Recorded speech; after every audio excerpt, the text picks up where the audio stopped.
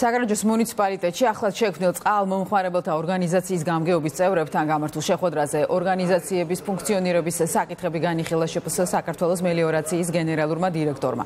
წყალმომხმარებელთა ორგანიზაციამ მსოფლიო ბანკის მხარდაჭერით შეიქმნა და პირველ ეტაპზე მის განვითარებაზე მსოფლიო ბანკი იზრუნებს, რომელიც გარდა ტექნიკური დახმარებისა, გამოცდილების, გაზიარებისა და ინოვაციების დანერგვის მიზნით საერთაშორისო ექსპერტებს მოიწვევს.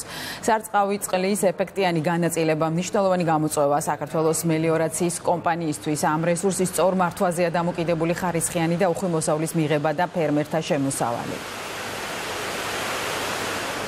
ჩვენი მიზანია რომ ამ პირველად შექმნილ პირველად ფეხადგმულ ორგანიზაციას შევუწყოთ ხელი, განვავითაროთ, ფიქრობ რომ სწორი გზით ვითარდება აღნიშნული პროცესი და პირველ გაჩენილ ამ სეგმენტს მოყვება ეგრეთ მოთხოვილი წყალმომხმარებელთა ორგანიზაცია, მოყვება კიდევ ბევრი სხვა ორგანიზაციები, არა მარტო კახეთის მასშტაბით, არამედ მთელი ქვეყნის მასშტაბით. ფერმერთა გაერთიანება მოგცემს შესაძლებლობას რომ მივიღოთ ბენეფიტები სახელმწიფოსგან, უპირატესად მივიღოთ წყალი და უკვე მომავალი წლიდან განსხვავებული შედარებით დაბალი ტარიფით მივიღოთ წყალი.